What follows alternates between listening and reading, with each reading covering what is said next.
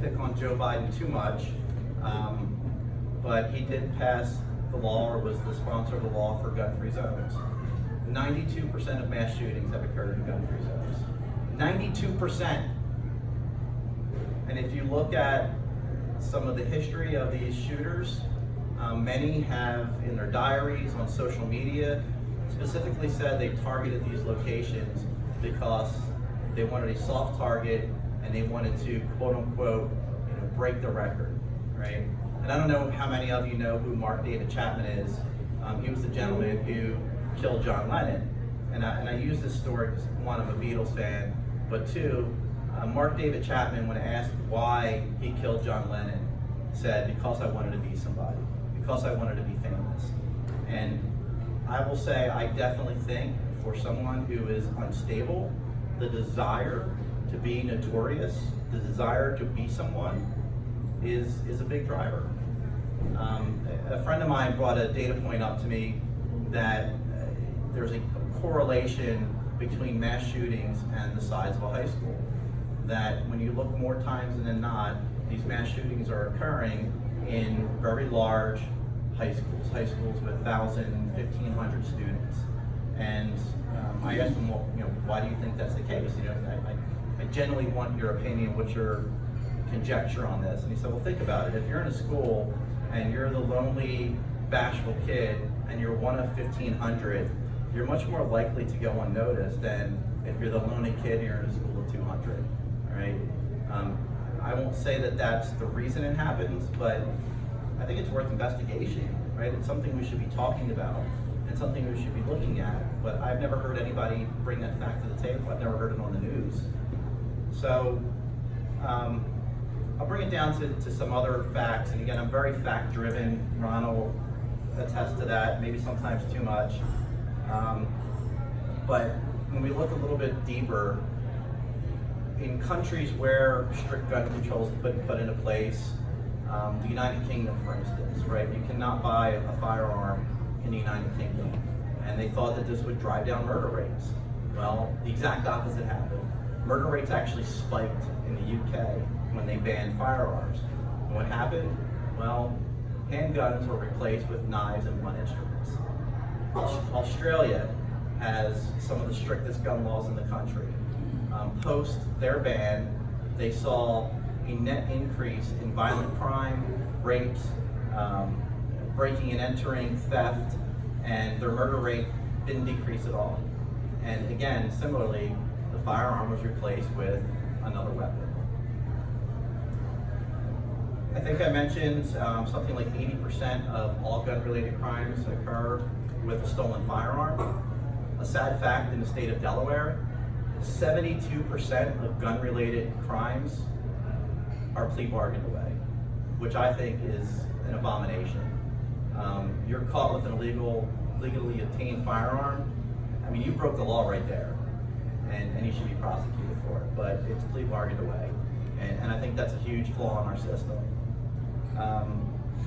So I'll jump back to the whole mass shooting, because that gets a lot of press, and a lot of it goes around, banning the big black guns and the AR-15s. I mean, less than 3% of firearm incidents occur with rifles. Less than 3%, right? But that's what they want to ban. I mentioned that over half of mass shootings have occurred in states that actually have restrictions on these firearms. 60% of these mass shooters have been previously diagnosed with mental health issues. 60% are known to have mental health issues. So I dug into this a little bit and said, okay, well, that's an interesting correlation. What else is going on? Over the past 25 years, we've had a fourfold increase in the number of prescription drugs like Ritalin,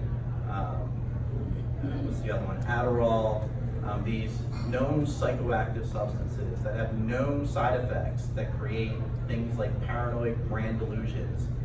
Fourfold increase in the prescription of those drugs, and more times than not, those drugs are being prescribed to adolescents whose brains aren't properly formed, right? I think there's a problem there. I think we are creating a major issue, and we talked about the opioid epidemic, but I think it extends beyond that.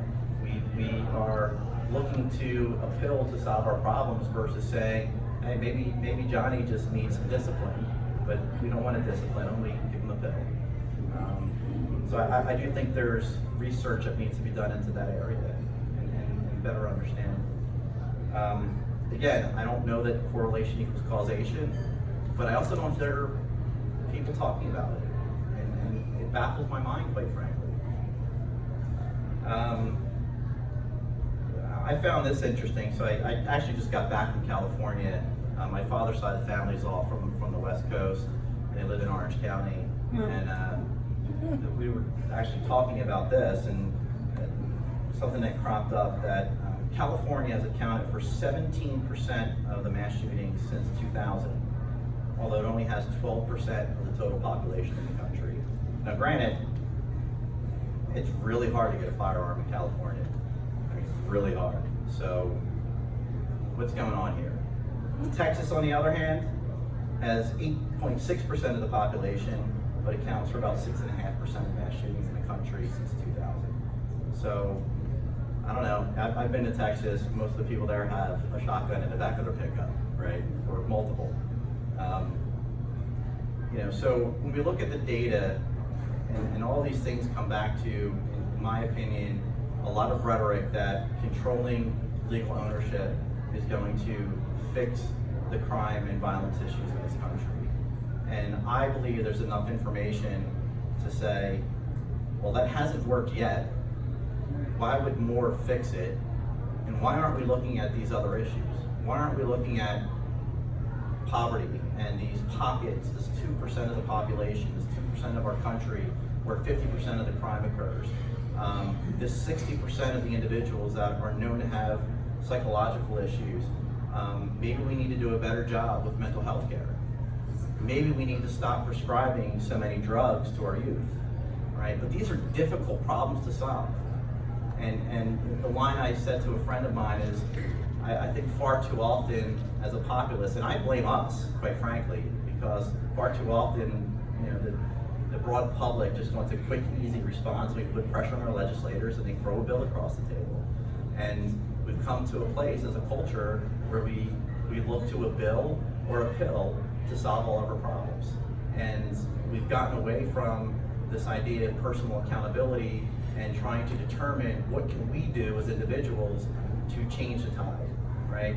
So should we think twice about trying to get our child onto Ritalin or Adderall? Should we think twice about the school we send our kids to? Should we think twice when we see a child post questionable material to their social media site, and maybe we need to go have a difficult conversation with that kid?